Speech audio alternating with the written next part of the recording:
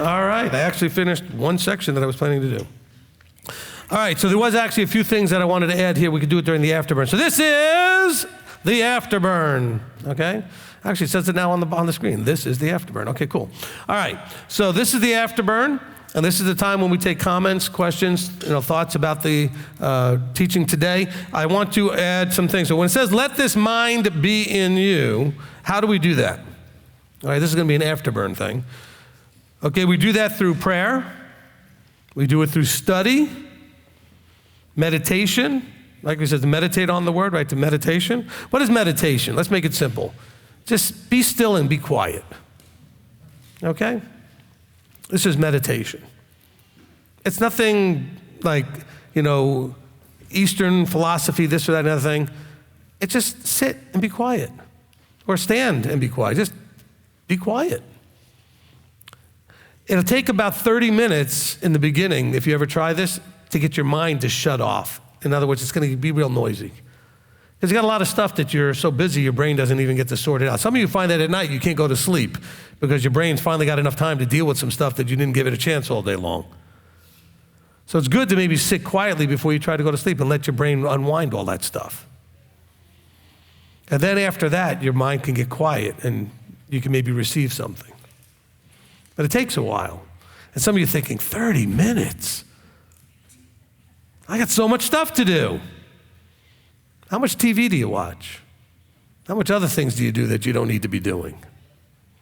And by TV, I know a lot of you don't watch TV anymore. Netflix and this and that or whatever you're watching, okay? So prayer, study, meditation, fasting, okay? These are all things that also help you focus on when it's quiet enough to focus on you and you can look at yourself. What do I need to empty? What part of me is still not like him? What part of me is not thinking like him? And then the last thing I wrote in here was that conscious effort and practice through self-awareness. I want you to spend as much time as you can during the time you're awake being aware as you're being, okay? You're walking around, you're doing different things, you're doing your job, you're doing housework, you're doing, some sort of craft or hobby you have, you're here, it's whatever you're doing, all through, the things that you do, whether you're at the gym or whether you're at whatever you're doing. Be aware that you're doing it. In other words, think about and aware how you're doing it. Am I focusing properly? Am I distracted? Have another level, always aware while you're actually doing. So like if I'm talking to Jerry, I can make sure that I'm aware that I'm looking at him or I'm not looking at him. Am I thinking about something else or am I actually listening to him? Okay? Or am I aware of what's going on over here and it's distracting me? Okay, or am I, doing something in the house, some sort of task or chore that I want to do, and am I not doing it the way I should because I'm thinking something else that I'd rather be doing or hurrying up to get there, but instead of just focusing on the task at hand, okay? And so that self-awareness is going to be such a key part because you can't really have an idea of how much of his mind is in you if you have no awareness of what's going on. Be much more aware of you, how you're feeling, what's going on in your head. Be just aware. Be like that outside observer watching you while you're living your life, okay? You can do this. It's not hard to do. It's hard to remember to do it, but when you remember to do it, it's not hard to do, okay? And that's how I've improved, to whatever degree I've improved, and not much, but at least some, my conversations with people, because I'm aware that I'm not paying attention to them. And then I can zone in and focus and actually pay attention. Because if I'm not going to pay attention, I excuse myself out of the conversation because I'm going to either give them my attention or not, okay? And if I realize I can't, then I'll tell them, look, I can't do this right now. Can we do it later or something else? Because I realize I just won't be able to do it. That's more polite, okay? But also think about every task you do, how much better you'll do it if you're aware that you should be focused on the task, all right? And not distracted thinking about anything else, but just to do it with all your strength and all your focus. All right, so I wanted just to add that. Okay, so who wants to go first? When you were first talking about in the very beginning of affection and compassion, to me, I had a thought earlier that we aren't asked to serve, we're asked to serve out of heart, not out of convenience. So when it comes to compassion and affection, we got to set aside our conveniences and start to serve out of heart. I mean, let me, because when you mentioned the serving, it reminded me of something I didn't mention. I want you to think of, and this might help some of the teenagers and even some of the adults. You know, most of you have jobs that, or if you're a teenager, you'll have a job where you're getting paid an hourly wage, okay? And I want you to understand, this fits into this conversation from the point of view that a servant, okay, who's not getting paid, by the way, but a servant is going to do whatever the master tells them to do. The servant's never going to say to the master, I'm sorry, that's not my job. Do you understand what I'm saying? Oh, I don't like to do that. Ask somebody else to do it. Servant's not going to do that. Same thing that you need to realize when you go on a job. If they're paying you $10 an hour, $8 an hour, $15 an hour, you're actually getting paid for your time. It should not matter to you what you're doing. You shouldn't care if they're asking you to do something that's not normally part of your job. They own you for those hours, like a servant. You don't like it? Then get to the point where you own your own business. You want to go and start your own thing, become an entrepreneur? I have a lot of expertise in that. I can help you with that. I can give you some guidance and help with that, okay? That's not a problem. I can definitely do that. But understand that as long as you are working for somebody else, you are theirs for that period of time. Now, if you don't like the things they have you doing, you can go find a different master to serve, so to speak, okay? But while you're there, you can practice submission and recognize that you're there. And you know, my daughter did very well because she'd heard me teach these things, that when she went and got her first job, she said yes to everything they said. Is there anybody willing to go back here and do this dirty task in the back closet, you know, moving this stuff around or cleaning this up or whatever it was? And she just always said yes. And they ended up showing her favor because that's the thing that impresses the master to the slave, so to speak. All right? And so this is the mindset that we now take to the vertical. If you're going to be a servant, then you should have no issue with what you're being asked to do because you're a servant. And so it's, Father, anything you want, you know? I had that happen earlier today. I said, hey, I wanted to ask you to do something. The person said, I'll do anything you want. Then I said what it was, and they said, except that. Got to be careful what you say. Are you willing to do anything or anything but? Now, I'm okay with there being some anything buts, but just don't say I'm willing to do anything and then not tell me where the but is. What the thing is you're not going to do, okay? When it comes to covenant, though, there should not be any of that. See, I told you, like the goats are the ones that go but, you know. The sheep are just sitting there going, okay, do what you tell me. And so we need to do. And so don't have, I'll do anything but. You're a servant, you don't get a say. All right? All right, so hopefully that helped clarify some things for some people. Okay, Janet? Thank you, Rabbi. I like 6 pages of notes. Well, so cool. I love it. It was great. Yeah. And how many that's questions? okay. I only have 1 line of notes. So you got 6 pages. How many questions am I allowed today? 1? Let's start with 1 and we'll see where we go. All right, so the first thing that came to mind when you were talking about how do we love each other, give attention, you know, versus being somewhere else. Immediately, well, you were saying spouse, children, creator, all that. But our spouses should be our first ones before everybody else, right? That's an easy one.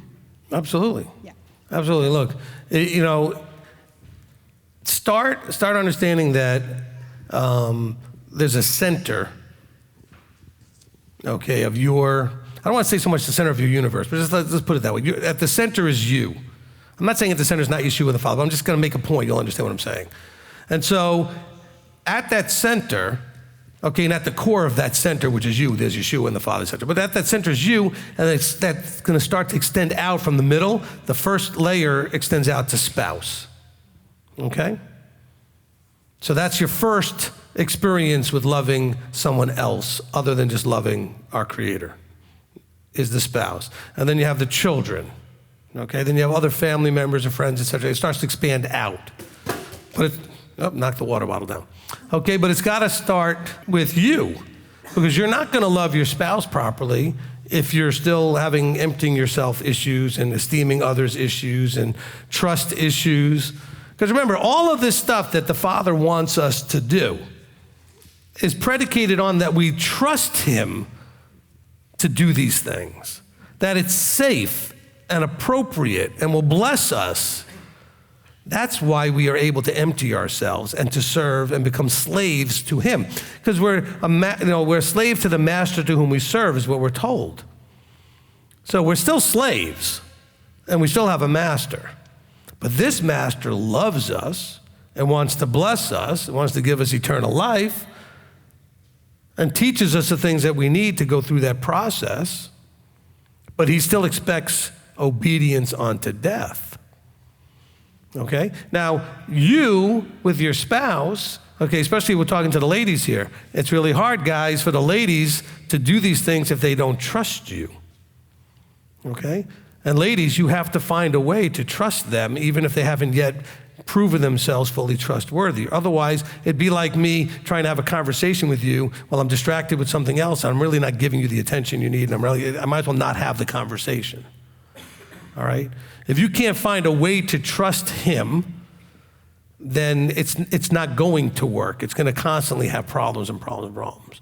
But guys, recognize that you have to be conveying to them the safety for them to trust you, the trustworthiness. That you always have them. See, that's the thing that we don't have when we're looking at Yahweh, we're looking at Yeshua, we're looking at the Father and the Son, we have no thought that they can't or won't provide what we need.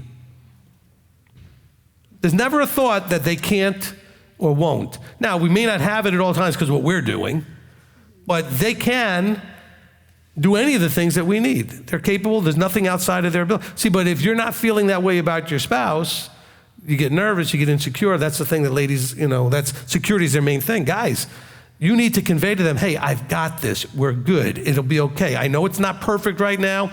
I've got a plan. I'm working on it. I'm going to get under some structure, get some guidance. I'm going to fix these things. Convey to them so they can trust you that even if you can't do it now, that you're going to get it done. Does that make sense? Okay? So yes, it starts with the spouse. Same thing with your children, by the way. Your children aren't going to listen to you if you haven't earned trust with them. You're thinking your children need to be trustworthy to you, but you need to be trustworthy to them. If you've lied to your children, if you've misrepresented things, if you've told them things and not kept your promises, it's going to be really tough for them to listen to you. Okay? See, we have a Father who never lies to us, is always trustworthy. Your children should have parents that don't lie to them and are always trustworthy. It's important. Okay, next. Okay, Rabbi, thank you. So the other part that I wanted to ask you is about how, you were talking about we are the problem. We need to work on our hearts, our mindsets, our emotions, and our attitude. So my mind started going with the developmental stages, right? When you're a kid and then a teenager, usually you are really focused on you. And it's all about you, and that's what they call us children of Israel, because we're so immature. So it really requires maturity and growth. We need to grow, like you tell us. So in this growing, this week, I was, Father corrected me. There were some trials and some things tests that I had went through.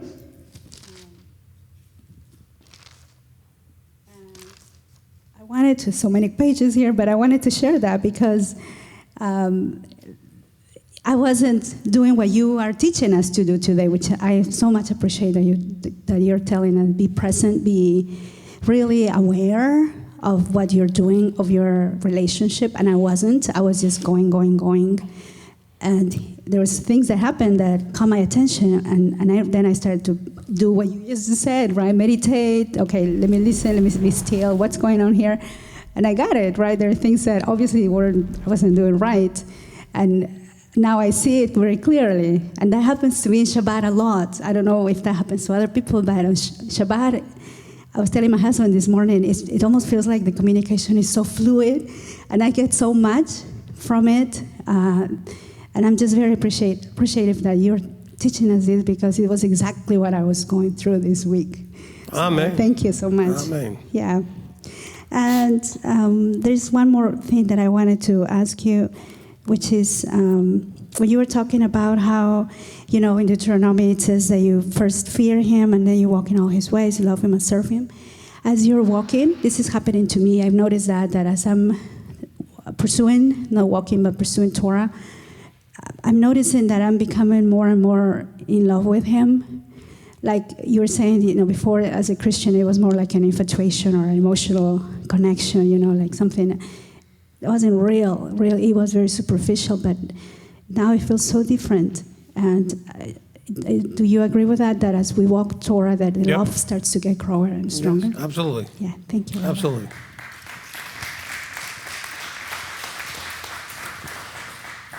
Real quickly, so this was a thought I had while Jana was speaking, which is, I don't know the right word I want to use here. The only problem in your life is you.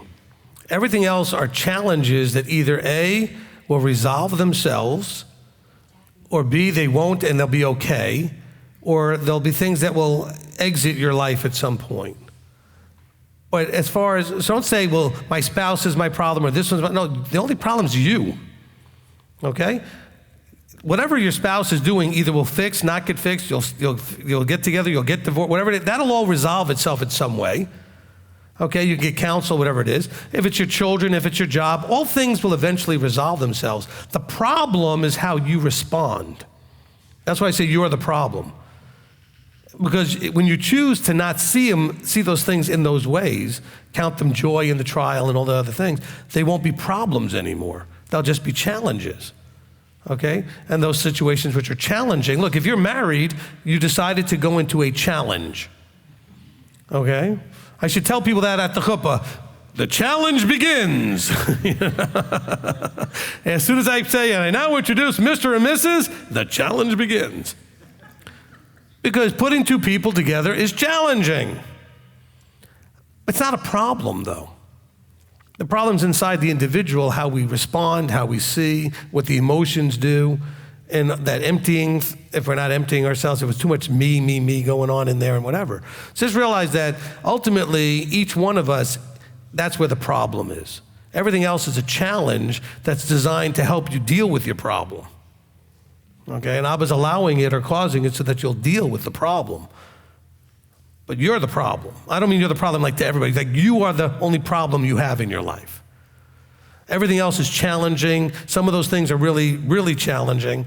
But the only real problem you have is how you are not handling it well if you're having what's called a problem. How you're choosing to respond. Does that make sense for everybody? Okay? And the good news is, because it's you can fix that.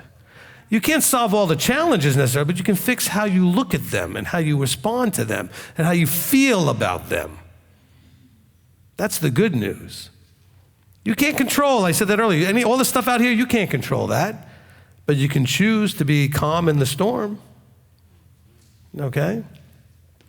You can choose to respond any way you want. All right, Ashley. Thank you, Rabbi. I have a couple of questions. One, I'm not sure what order I want to order this in. One, why is it harder for me to see what's wrong with myself rather than to fix it? I mean, obviously I have a lot of wrong things with me, as we all do, but why is it easier for me to fix things than to see them? Well, because generally what we're fixing is not us. We're fixing other people, other situations. And so to be able to see yourself is much harder to do. I can see you doing something and come over and say, hey, let me help you, let me help fix that. But seeing it in myself is going to be a lot tougher because it requires an awareness of me while I'm doing it. So I have to see myself as I'm losing my temper because I can't get a password to work on the computer. And then realize how stupid that looks. No, I'm serious, this is a serious thing. I mean, even something as dumb as that, I'm sitting there, I should look at myself going, why are you so upset? I don't have to, I could laugh. I could do all kinds of other things, you know? But it gets me so angry. But it doesn't get me angry. I get angry because it's a choice I have. Now, I've practiced that choice so much that it just triggers. So now I have to have an awareness of it. And when I do, I calm down and recognize that's not the choice I want to make. I have other options, okay? So, you know, it's almost like, if you remember some of the movies where they would show these sort of robotic or cyborg-like creatures, that a screen would be there where choices would come up on the screen before they did something. You need to have that in your own head, where there's a choice. I could get angry, I could laugh, I could just ignore it, I could, you know, take a deep breath, whatever. Just that pause in time where you recognize that there's other choices. Okay, so my thought was back to RoboCop, the original movie, where, you know, on his screen, all of a sudden all these choices would come up, you know, things he could do or say. But we need that to some degrees. Recognize that before you respond or react, taking that pause of a second to think about that there are choices. But we're so in a fluid response mode all the time that we don't slow down in between each thing to think about what we're going to do before we do it. Because we've gotten into this hyper speed of life. And we need to slow that all down, okay? Okay. And 2 more questions for me. The next one is, like in counseling, when I had the whole "you better" issue, which me and my husband are trying to turn into a joke now, so I can catch myself how many times I do it. Yeah. How do I get myself not to have words just fly out of my mouth like that, and to be a better wife and better submissive? Okay, well, you've already got one method, which is to have somebody who is close to you that can point out when you're doing it and you respond appropriately instead of getting angry that they're pointing it out. So if that becomes something that you've comfortably worked out with him to where he can point it out, and you go, oh, I'm doing it again, I caught it. So in other words, you have a habit. The best way to break it is to have it be something that when it comes up right away, you can catch yourself and stop it. So having, you know, Michael pointed out helps. Okay. On the other. So when the 3 of you guys jumped on, if I may use that word, you didn't really jump on me, but jump on me, that in a way helped me go, oh, beep, I can't do that no more. Right. But the thing is, the more quick the response, the more you'll start to catch it before you even do it, or you'll catch it before someone even responds. You'll realize you're doing it. It's that hyper awareness of yourself that you have to get to that place where you're aware. Okay? Now, the other thing that you can do, and this is a technique that all of you can use, it's a great technique for changing habits, is that after all, you took years to develop these habits, and it's repetitive action that causes the habit, or repetitive thinking that causes eventually the emotions and the habit to come out. And this is why commercials for products are not like once and you never see the commercial again, but you see the same commercial over and over, because they want to get your brain to really think about that product that way. Well, for you, and for any of you, if a situation just happened, which is the best time to do this, and it's very fresh in your mind, and you can kind of play it back in your mind, then you could do is sit someplace quiet, close your eyes, and play back the scenario. This is what happened, and this person said that, and then when it gets to your response, instead of responding the way you did, don't change anybody else's behavior.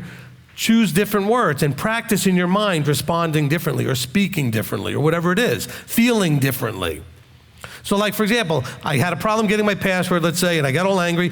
I can calm down, get that on, and I can go and practice in my mind. Okay, I'm trying to put a password in just like it wasn't working, and then I can practice feeling different about it and responding different about it. And the more I practice, the more that will help to set a new behavioral pattern. Even though I'm doing it in my head. Okay, and trust me, the science has proven it does not matter if you actually do it or do it in your mind. As long as you're picturing it, the more real you can picture it, the more clear and bright you can picture it, the more it will actually work. All right? Okay. And my last question is, as we talked about in stubborn, and I'm sure we're all stubborn, is it okay to fake it until I make it heart-wise? Can I at least go through the mechanics, having to do the right thing, and then hopefully my heart will eventually catch up? Sure. Okay. Absolutely. Okay? All right, so I'll give you another technique that I give people. These are all very common if you study personal development and other things, success, etc. And this goes along with what Ashley just said about faking it till you make it. Okay, so what I recommend all of you to do is you should take out a piece of paper, not now, take out a paper and actually describe yourself if you were the you know you should be and want to be. Okay, in little bullet points, all right? Now, you're not going to believe that's you if you read it out loud, and I want you to put it in the positive as if it's already true. I am, I do this, I don't do what like it's currently true, even though a lot of it won't be, all right?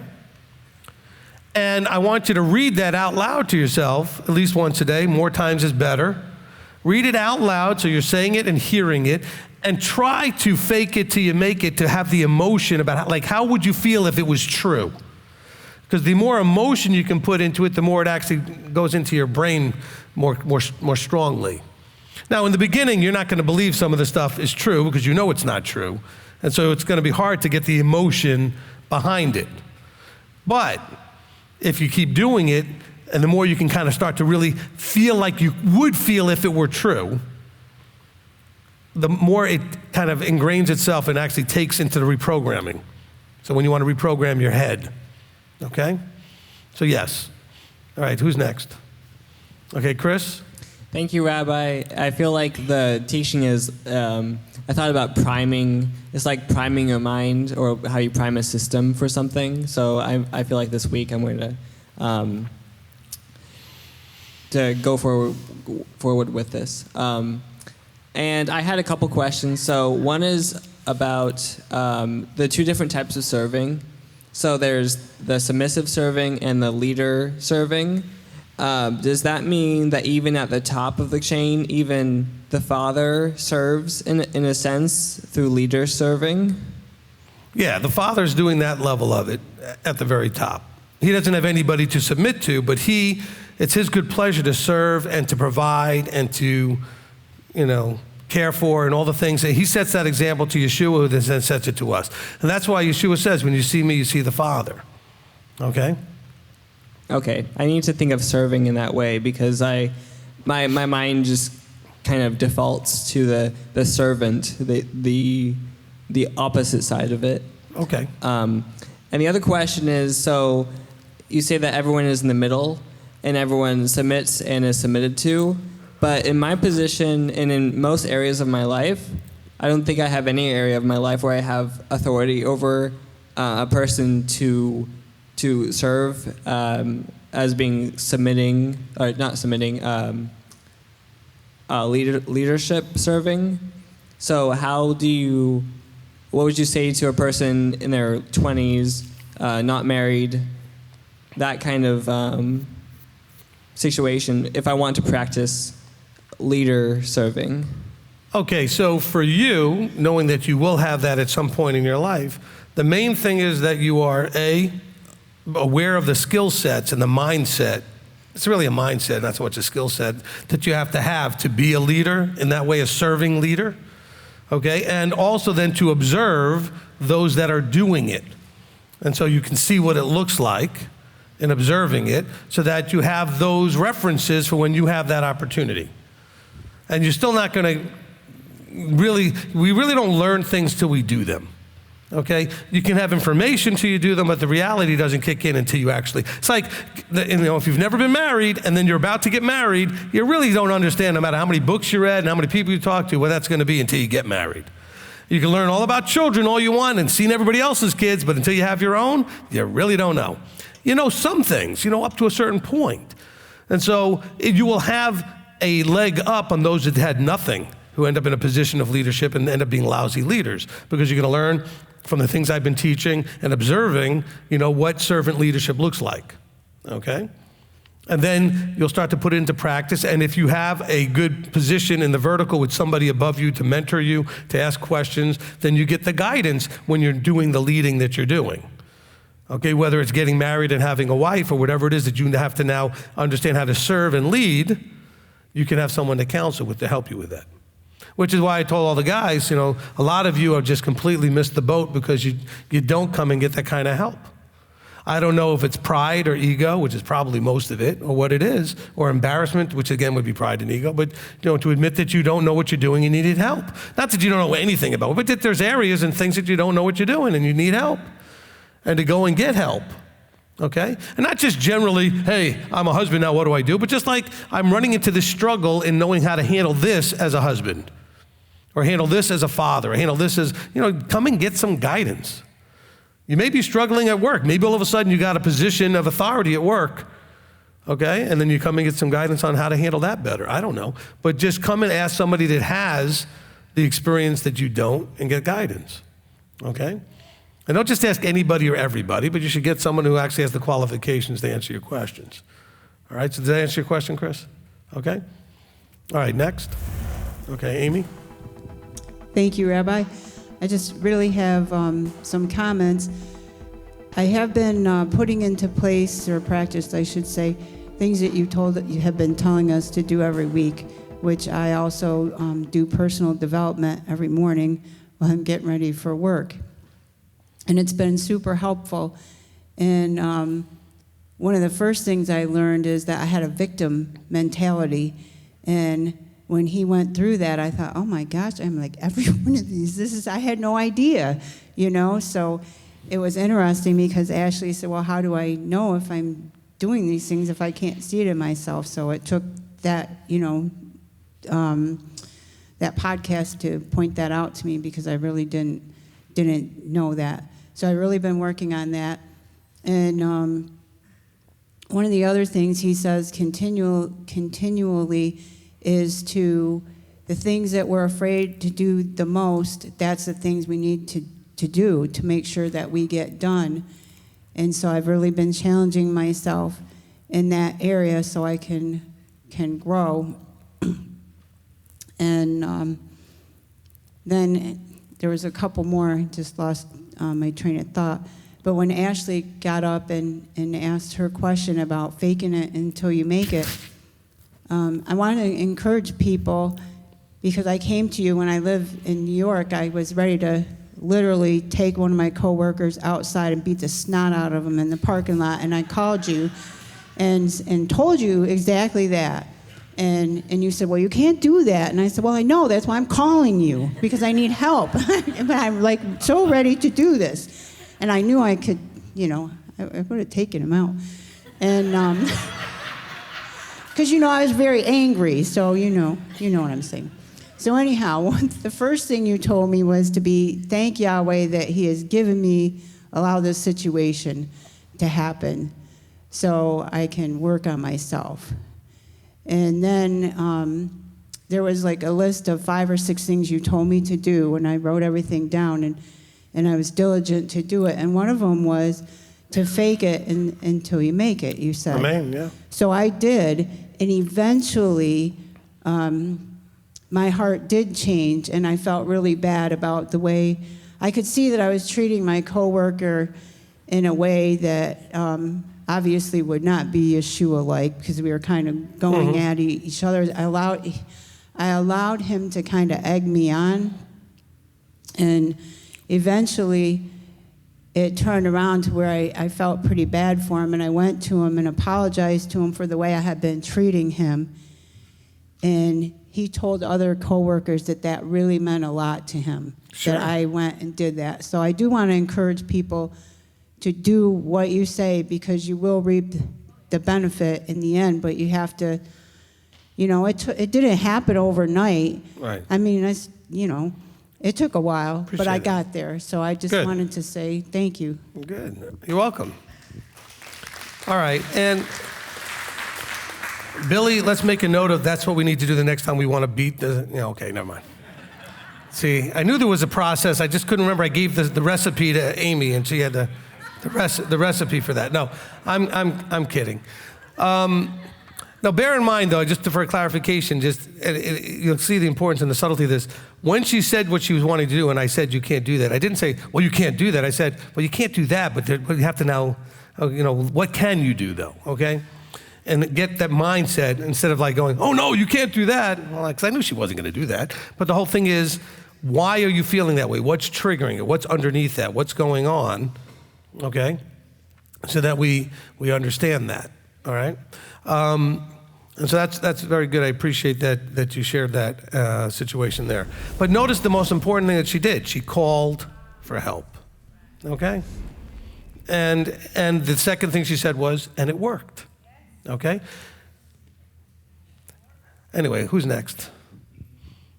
Okay. You talked later in teaching about putting the other interests of others first, and quite frankly, that's not my default, so.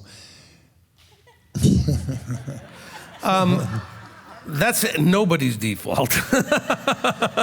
And in addition to that, we want to top conditions on being able to put other people first. So to me, it was just how to find a way to serve others' interests first is to let our interests go before we can before we can go and help others. Yes, absolutely. And then there was one other thing you talked about on humility and having the same mind. It's having the same mind is so many people want others to accept their defaults, but don't want to consider the defaults of the others in the same sentence. Yep, amen. Look, and that's, by the way, why we did the personality thing, the color code test, right? Is because I wanted you to understand first yourself, but then you could also understand the other person, okay?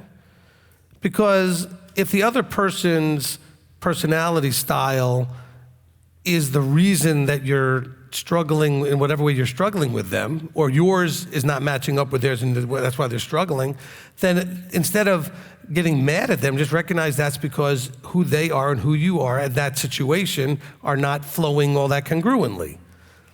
Okay? And don't just think, well, they need to change. Well, they're having a hard time with you too. Okay? So your personality and theirs are not matching at that moment in that particular situation. Other times you might be great. It just depends, right? And so the point was to get to know yourself, but also understand that just like you now realize why you struggle with certain things because you're all this or all that, too much of whatever it is out of balance. Notice I didn't mention one color. I'm trying hard. Okay, but they struggle equally, all right? I saw the applause from my wife. Okay, but they struggle equally at times because of their personalities struggle in a particular area, okay? I mean, it's just the way it is. Whatever your personality is, you're going to have things that you would do very well and easily, et cetera, and other things that you struggle with. But recognize that when you're dealing with the person and you're struggling because they're not getting it done the way you want or they're not getting it done at all, whatever it is, whatever the struggle is, it may be because that's their struggle too, is that's their personality. And so just like they need to kind of be patient with you and tolerate your kind of challenges, you got to realize the other way around. And that's really what Steve was talking about, as far as when you're putting others ahead of you, you got to recognize, wait a minute. And I said it this way, and I know that maybe you embraced it as a joke, but it's real. We're all handicapped by those things. If you struggle in any area of your life, that's called a handicap. I don't mean struggling because you don't have enough education or information. I mean, if you just struggle because of who you are. In other words, you struggle. Some of you struggle socially. Some of you struggle career-wise or this-wise or that. Whatever you struggle with, okay? You struggle with that because at the moment, that's who you are. Now, you can grow and fix some of those things with effort. But by default, that's the whole reason we took the test, right? To kind of get a sense of what your default was. But if you're going to look at others and put others above yourselves, then instead of only thinking about how they need to handle your handicaps, how about thinking about how you can handle theirs? Okay? Because they are. Whether we're diagnosed with it or not, or whether you can't, if I walked in here on crutches or in a wheelchair or something, you would see a physical handicap and it would be more obvious. But all of these psychological and emotional personality handicaps are not so obvious, even though all of us have them, okay? And every personality style has its strengths and advantages. I mean, there's tremendous advantages to any one of the four colors, the way they do it in that particular test, but you could do any of the tests and they all have the same. No matter what styles you find out and what way of measuring it, each one has some wonderful disadvantages and advantages, and they're just challenges in your life, the disadvantages, and you can flourish in the advantages, but recognize that yours and the other person's may not match, and so you're going to be standing there demanding that they only focus on you and tolerate you, or you're going to tolerate them too. And that's where the tough part comes, is that recognition. And plus, especially if you can have that awareness, that recognizing that, and I'll pull out a little bit from like all of them just to say it, okay? So like if you're white, I'm not talking about skin color, right? If you're a white personality, then recognize that you may frustrate people because of your speed with which you get things done. Because you're going to do things at your own pace and not want any pressure and whatever. That could frustrate people. You need to know that, all right? If you're yellow, your need for things to be fun, or you're not going to want to do it and that kind of thing, or your distraction with that kind of stuff, not being too detail-oriented, et cetera, that could frustrate other people, okay? The blues, the need for everything to be perfect can really frustrate people. Okay? Because, not everybody's going to have either the time or ability or personality to need or want things to be perfect the way the blues do, and they do, which I think is great that somebody wants things perfect, Otherwise, where would we be if nobody wanted everything perfect? So the blues do, which is good, but it can irritate everybody else when we're not matching up to their standards and stuff. And you got to recognize that that's not as important to everybody as it is to you, okay? All right, you is. That's what happens when my brain and my tongue don't match in terms of speed. Use guys over there. Hey, use guys. All right, so what matters to you might not matter to them as much, all right? Same thing with the Reds. Look, the Reds have to realize that, the way that they say things, the way that we get things done may come across too abrupt, too harsh, too something, as we, full speed through life. All right, and so that you may need to slow down. Not everybody's going to appreciate that. And so we all have our things that, you have to recognize that the other side of it, okay? Because I'll tell you what, when I show up here at services, now, I was going to say I'm full red but I'm full red all the time, so it's only have two colors anyway.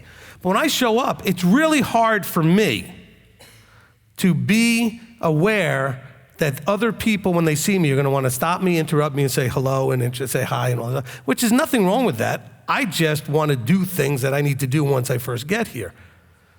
But if I put me first, I'm going to be rude to them and brush them aside and just do my things. If I'm going to esteem them above myself and put them, I will stop, slow down, and try to fake it till I make it, so to speak, and try to smile and be interested in seeing them at that moment. Because I'm in a different place after we finish and it's all done. But when things still have to get done and get moving, I'm always concerned with every little detail to make sure everything's working right. Is the sound right? Are the praise team practicing right? Is everything okay? Are the chairs good? Are people, whatever. That's not your problem, that's my problem. Right? Remember I said, you're the problem? That's my problem. You just haven't seen me in a week and see me and say, hey, I want to say hi to you and stuff. And so I need to stop and recognize that's important to you. Okay, so I'm just using me as an example. See how I would be the problem. You're not the problem. See, I used to think you were the problem because you're in my way. Okay? I'm not, that's the red mindset. Don't bother me, you're in my way. Get out of the way. I need to do something. All right? And you're thinking, hi, I haven't seen you, Rabbi, hey, or whatever. And I'm like,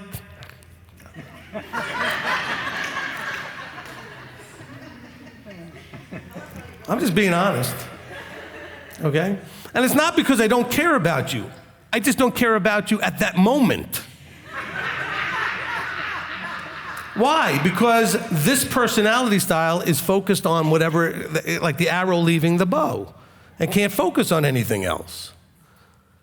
Unless I get a hold of it, because the default is to do it that way, but I can get a hold of it. And this is speaking to all of you that struggle with doing things that you don't do by default, like Ashley was talking about. But I can get a hold of it and then do it purposefully instead of just normal by default. Because some of you can do the social thing very well by default. It's a struggle for me, okay? But there's other things that I do very well by default that you struggle with. There's things that both of us may struggle with that the other personality, there's 4 of them, okay?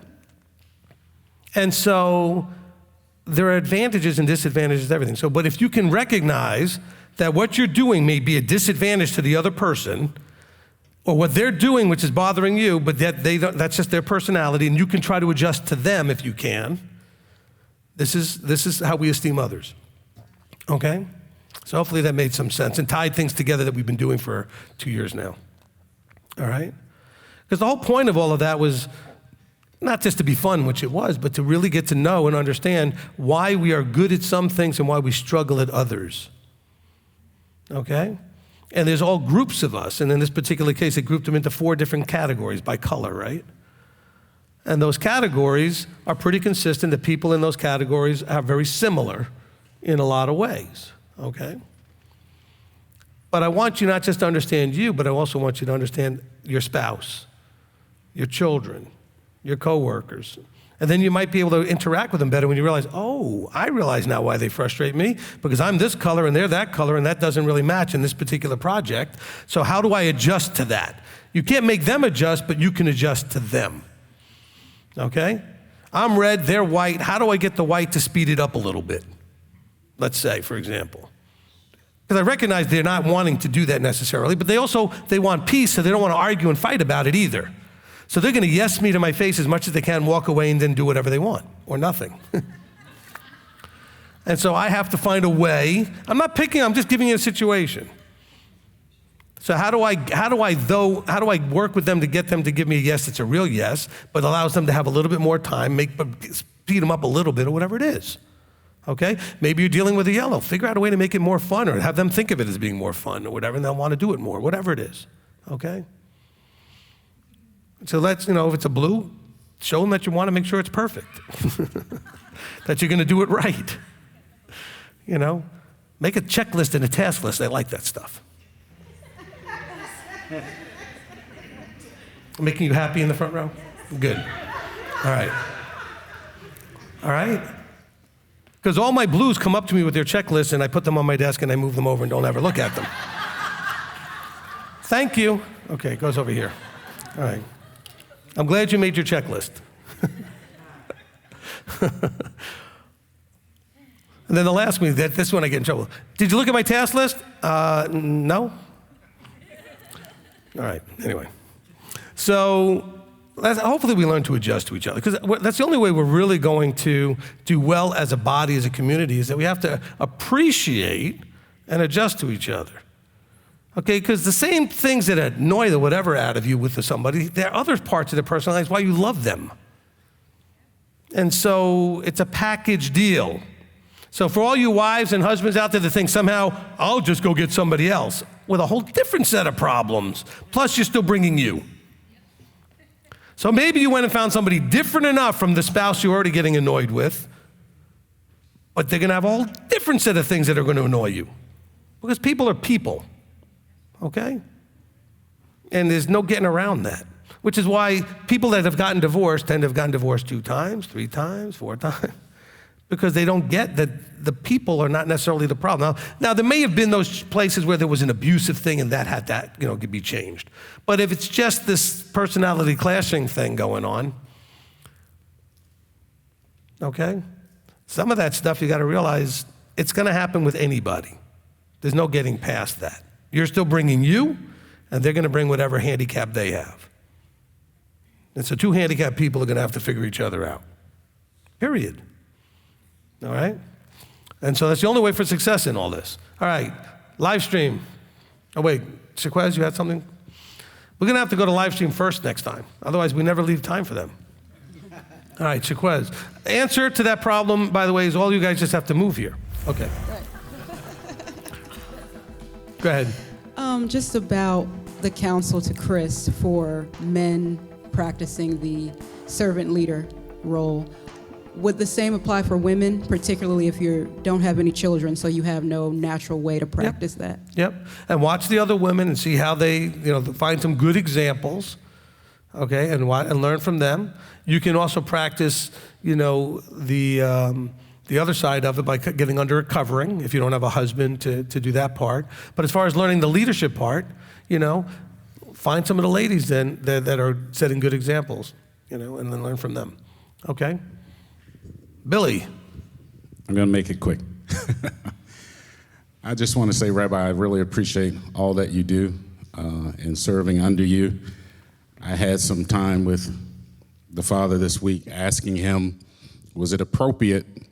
And I know it is, but I didn't want to say it to you, so now you get to hear it. But was it appropriate when you were teaching last week and the week before about submission? And I know that a lot of times you don't know, but in my heart, I'm submitting because I don't understand. Not that I don't want to be obedient to what you say. I literally don't understand how you could see how it's going to work out.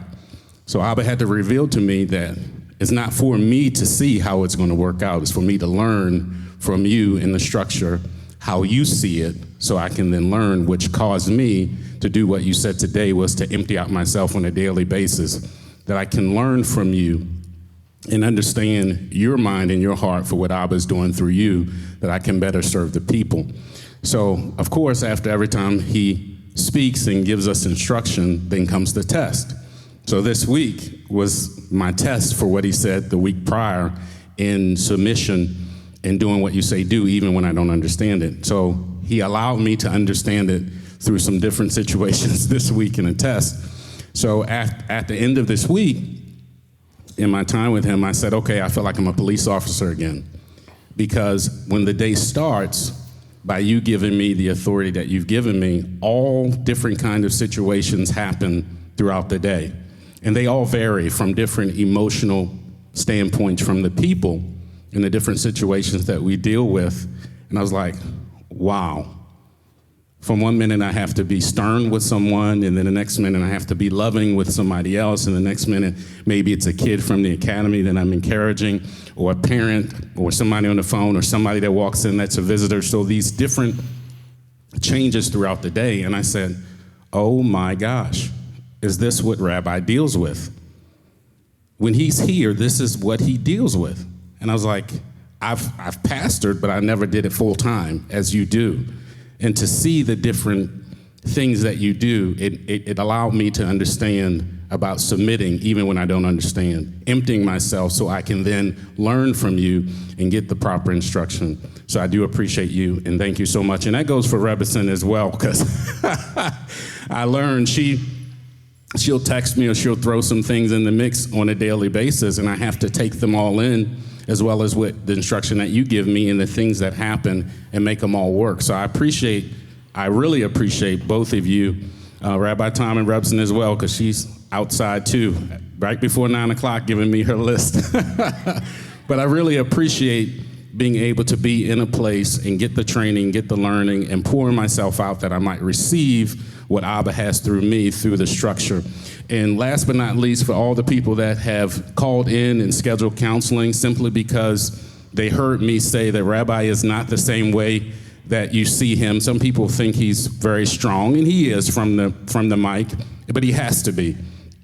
So it caused them not to want to call in and get counsel. So many have called in to get counsel because they heard me say it, so I wanted to say it again. Please call in and talk to the man that Yahweh put, that you call your teacher, that you call your rabbi, that you follow. Call and get the instruction. Don't look at whatever you're looking at. And a lot of people look at things they shouldn't be looking at, deciding if they're going to call, if they're going to counsel, if they're going to get what they need. Guess what? He said it today. When it's time to get the things that you need, you know what to do. So reach out and call us, email us. Rabbi is available. So many people have been blessed, not just here in this room, but especially online, from his teaching and from his instruction, and especially from his counseling. So take advantage of it if you haven't already. Amen. Well, hold on to the mic for a second. I appreciate that very much. I just want to start off with saying that. I really appreciate that. But I want you to just share for the people. So because some of the time you do let me know some of these things where I will go in a totally different direction than you expected. And again, this is not about me. This is about what the Father gives me when I'm doing what I'm doing. Generally speaking, when these things that are going on that you don't understand, how do they normally work out? They always work out like you say they're going to work out. But you can't see it at the time. I can't see it, nor do I understand it. Right. Okay. But then you start to understand it when you see it work out. Absolutely. Okay. So, and that's the whole thing, is that, that's the trust issue. See, one of the reasons why Billy has been moving up with me in the way he has and the way Abba's blessing the whole situation is because he will do even if he doesn't understand, because he trusts. Okay. And that's why often he'll have in his mind, if I'm counseling, because he'll sit in on the counseling sessions, what he thinks I'm going to say or do. And then it doesn't always go that way. And after the person walks out, he'll look at me like, I didn't see that coming. And I'm like, I don't see any of it coming. I'm standing there waiting to hear whatever comes out. And then I simply am a vessel going forward, okay? And so, but I appreciate that he is willing to submit, because he doesn't tell me when he doesn't agree or doesn't get it and just doesn't know what's going on. But he's learning to trust it by seeing, okay? And now, by the way, for you that do call, look, sometimes I am strong. But you got to understand, if I am, it's because that's what you needed, okay? I will be, hopefully, most of the time, I think I accomplish this probably 90+% of the time, I will be what you need, not what you want. And because he will inspire the response, okay? And if I do need to get strong, I may start off not so strong until you're ready to handle the strong, but you'll need to hear what you need to hear. So I don't want you to think that I don't get strong in counseling. I do. It depends on, ask Ashley, she'll tell you. But that was what she needed at the time, and she knew it, and she thanked me for it. Okay, but that's just situational, all right?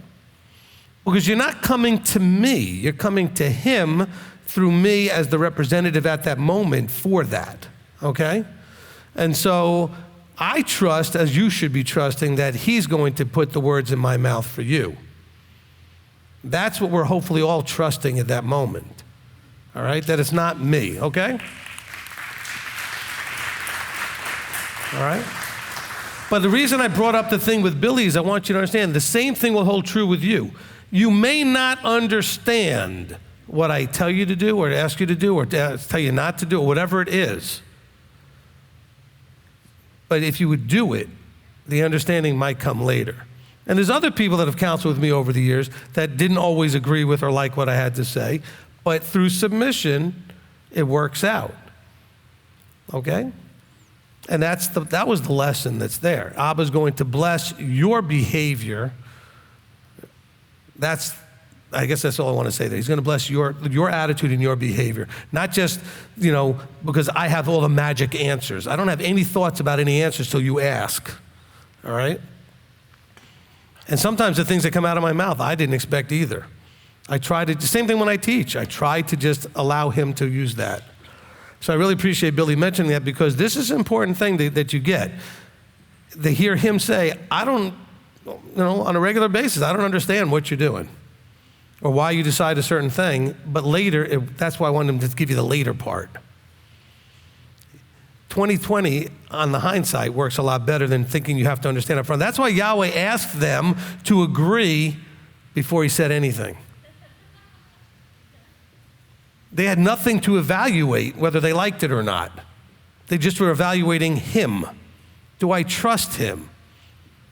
Okay, if I trust him, then I'll agree to do anything. And so that's, I have people that counsel with me now that I know their trust level is there, that they will do whatever I recommend them to do. And I don't ever think of that in a way that I could take advantage of. I'm just saying I know I can counsel them, and they trust it now because of their experience to I'm going to do what you say. All right? And by the way, I want to just caution everyone out there, there will be people going out there saying, I told them to do this and told them that. A lot of times I'm just giving them a way to think about something, a way to approach something. I don't generally tell people what to do and what not to do, okay? I help them through the process of figuring it out for themselves, because some of the rumors that go around, well, I'm mad at Rabbi because he told me to get a divorce or not get a divorce or do this or do that. I've never told anybody to do that. Okay? I've said things like, well, if that's the case and this is the situation, you don't see it getting better, well, then get a divorce if that's what you want. That's not me telling them, this is what you have to do. But it'll go around. When it comes to those big things, I will never, ever get in a position where I'm the reason. Okay? I will simply repeat back what the person said. If that's the way you feel and that's your situation and that's what's going on and you don't figure any other way to blah, blah, blah, and that's all of that, you have two choices. Either accept your life like that or get a divorce. That's the way I don't want to hear the complaining. You have to either going to get in there and do everything that you can to fix it. If you already believe that there's nothing more you can do, there's only two choices, stay or go. Okay, but I've never told anybody to go ahead and do those things. I said, look, based on what you're telling me, this is the deal. Blah, blah, blah, blah, blah. Well, then if that's the case, then go ahead, do the next step. Sometimes a person needs to know it's okay to do. That's why we did that teaching, to let you know that is a terrible option, but sometimes it's a better option than staying, even though it's a terrible option. All right? But that's an important thing, because I know that I get accused of a lot of things. If anybody's ever told you, Rabbi told me to do this or that, you ought to come and check to make sure that's actually what happened. Okay? Because not always the case. All right? Because I hear these things and I'm like, no, I never said that. Okay, Gary, no, over here. Brianna, wonderful. Okay, so a lot of people wanted to deal with just Yeshua and Yahweh or just Yahweh, but we have a fleshly leadership or human leadership. And so is it more about the mechanics of being a submissive servant rather than being worried if they're right or wrong? And also, you said the apostles had that mind of Yeshua, so by following and trusting leadership, are you exercising what it's talking about in Philippians 2:2-5? Yes. Okay, so let me kind of just clarify that. So it's partially, like I said, even the same thing with counseling and with Billy, et cetera. Like, some people have gotten the results. I may not have always been right 100% or whatever, but Abba will honor that they're coming and trusting that, okay? And it's not when I say I was wrong. I mean, it could have been that there were other options that might have worked just as well. So yes, but here's the thing though. It's not just trusting anybody. You should be looking for an anointed, appointed Ephesians 4 person. That's really your first part. So it's not just trust anybody in front of a microphone or who's in charge of a congregation. It should be someone that you have enough confidence that that person is being used to speak for and on behalf of the above. Because you don't counsel directly with the above. So you need to find someone who's a mouthpiece for the above, that speaks on behalf of the above. And so you observe, you hear other people's testimonies, you get some feedback, and then you test it for yourself and taste of it. And that's how you know. So it's not just simply you're going to get blessed because you just trust anybody. You may not get blessed because you're trusting just anybody and you're not really doing enough vetting to know that you shouldn't be trusting that person. Everybody get that? All right, so your job still is your job, which is to go find that person that's part of that fivefold that should be giving counsel. And then take it out for a test drive. Go have a counsel session, see how it goes. Okay? Brianna? One more thing. So you said that we're slaves, but in coming out of Egypt, we were supposed to get rid of that slave mindset. So my question is, how do we break the slave mentality of like being in Egypt versus having the slave mentality of serving Yah? Good questions.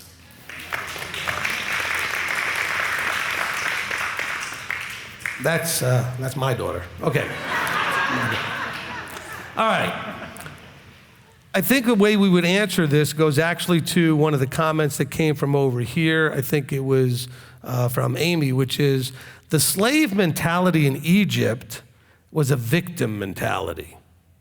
Okay?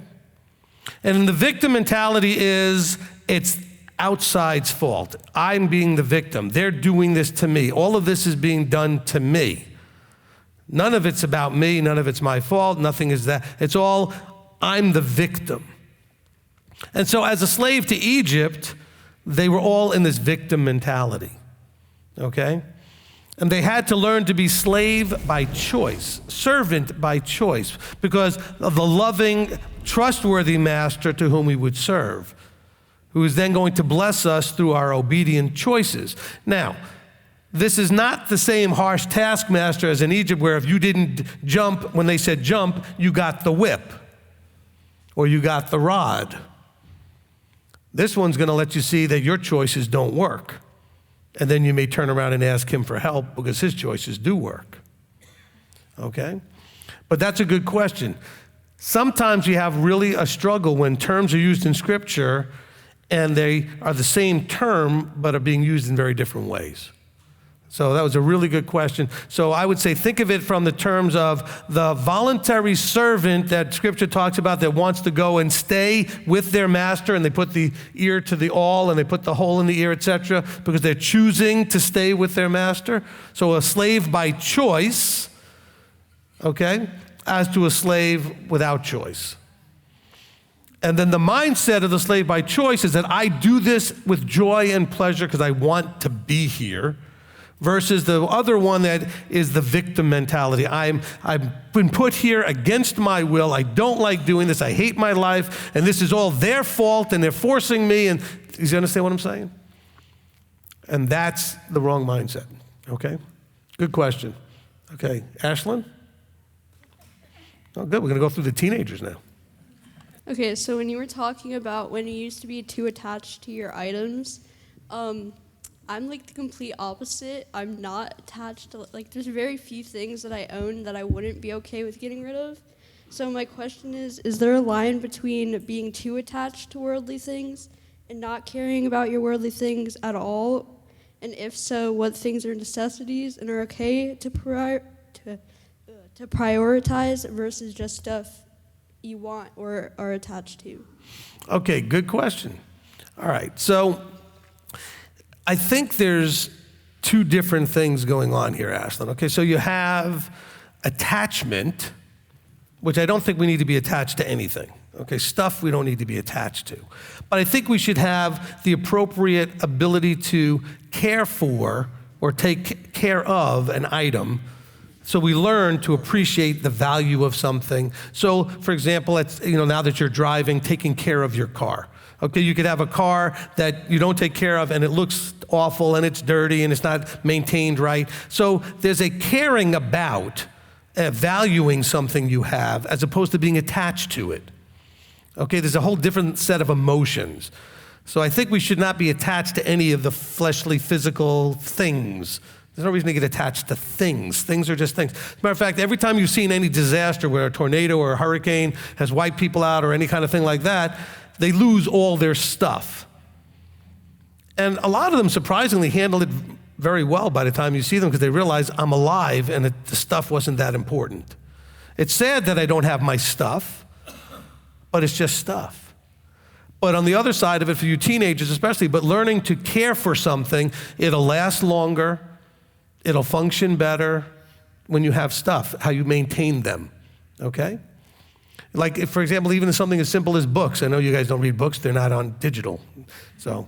But if you had a physical book, okay, instead of an e-reader, you could take that and eat and get food on it and all these other things, and eventually that book is gonna be not worth keeping. But you may value that book years down the road to pull it back out and look at it again or something if you took care of it, all right? So that's the difference. So caring for something, learning the appropriate level of care for something as opposed to being attached to. We don't need to be attached to things.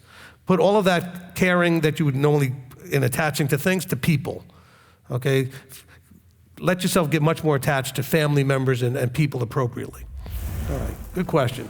Okay, so Taylor, Olivia is asking, for Philippians 2:3, is it counted as selfishness when you are aware that other people are taking advantage of you when asking you for things like time or physical stuff, and if you refuse them? Okay, so look, we have to remember that we are part of the body, but we're not doormats, okay?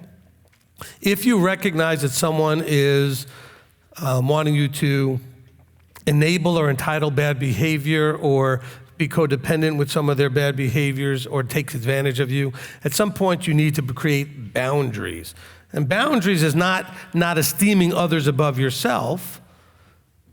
Boundaries is setting appropriate, lines where people are not supposed to cross over into. So esteeming others over yourselves would be like something as simple of my handing the remote to my wife so she can watch what she wants. I'm just saying, Or when you go out to eat, letting someone else pick. Or even when we do our own egg, I just usually go last just to make it easier. Then whatever's left is left for me. I don't care. But it's about making sure you guys have, okay? And so situationally, it's when what you want and what someone else wants, there is more to that question.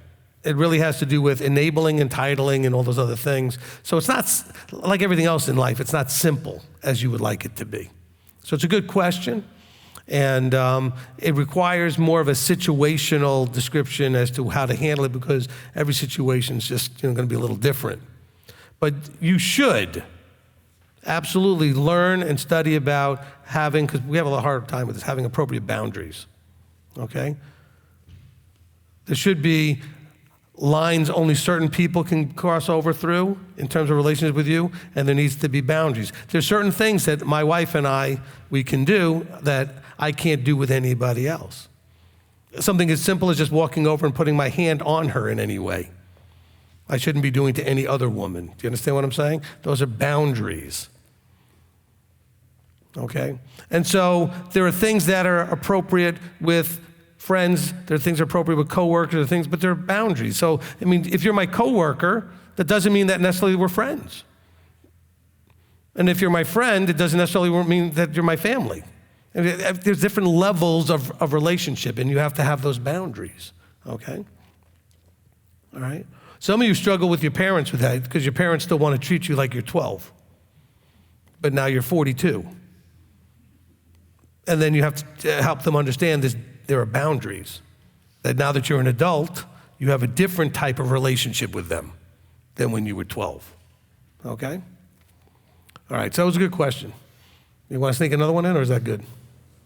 I feel bad. I feel like we left them out today. All right, we'll go one more. Pete and Brenda Lamb, how much emptying of ourselves can we do, or are we rewarded like the workers in the vineyard as in Matthew 20? Well, look, all of everything, and I think it's a good question we can end with here, but look, everything you do, it's the effort that he's watching, okay? Are you serious? Are you truly trying to empty yourself? Or are you thinking, well, I emptied a little bit, that should be good enough, So it's not being perfect, as I've said many, many times, but the desire to be perfect, that he knows you want to get it right. All right? So, and actually from that point of view, we're all blue. We all want to get it perfect and do it right. But it has to be from what he sees as right, not the way you see it right. Okay?